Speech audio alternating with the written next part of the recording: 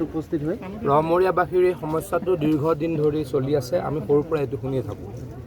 পেপাৰত টিভিত ৰহমৰীয়া আহিয়ে থাকে। ৰহমৰীয়া মই দেখা নাছিলোঁ, নামটো কিন্তু মোৰ কাৰণে নতুন নহয়। আহি অত্যন্ত সুখী হৈছোঁ যে এই অঞ্চলটোৰ কাৰণে কিবা এটা কৰিবলৈ চেষ্টা কৰিম বুলি। আমাৰ সাংসদ কেন্দ্ৰীয় মন্ত্ৰী ৰামেশ্বৰ তিলি ডাঙৰীয়াই মোক ইয়াত যি কামসমূহ চলি আছে তাক ভালদৰে চোৱা চিতা কৰিবলৈ কেইবাদিনো ক'লে। বিধায়ক ডাঙৰীয়া বিনোদ হাজৰিকা তেখেতেও কেইবাদিনো ক'লে। তাৰ কাৰণে ইয়াত আহি উপস্থিত হৈছোঁ।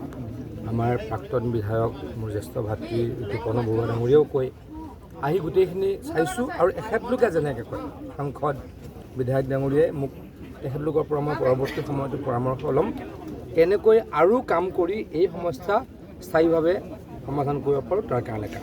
জিঅ' বেগে কি কাৰ্যকৰী কৰা নাই নেকি? কাৰ্যকৰী কৰাৰ কথা কোৱা নাই। জিঅ' বেগটো নষ্ট নহয়, জিঅ' বেগটো সহায় দিয়ে। জিঅ' বেগটো নষ্ট হৈ নাযায়। মই যিখিনি এই যোৱা এক মাহত দেখিছোঁ, জিঅ' বেগটো কিন্তু ব্ৰহ্মপুত্ৰৰ কোবাল সোঁতত খহি যায়। তাৰ কাৰণে নতুনকৈ আজি মই আপোনালোকক এটা দেখিলোঁ, ডাইপেনাৰ বুলি মই আগতে দেখা নাছিলোঁ। লোহাৰ এইটো একচুৱেলি ক'ব গ'লে এইটো পাৰ্কো পাইনে বা এনেকুৱাই, সেইটোতো কংক্ৰিট। এইটো মই যি দেখিলোঁ ইয়াৰ স্থানীয় ৰাইজে কৈছে, আমাৰ দৰ্পণ দাস তেখেত এই সংগ্ৰাম সমিতিৰ নেতা সভাপতি, তেখেতে কৈছে যে এইটো 1999ত হৈছিলে, মানে 22 বছৰ হ'ল। 22 বছৰ একো নষ্ট হোৱা নাই, অলপ ৰিপেয়াৰিং কৰিব লাগে।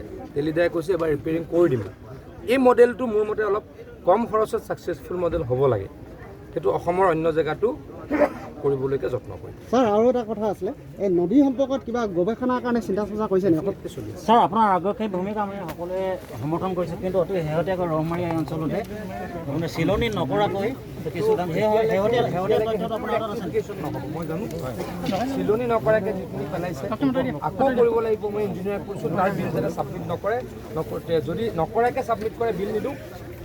ভালকৈ কৰিলেহে বিল কিমান দিনৰ পৰা আৰম্ভ হ'ব?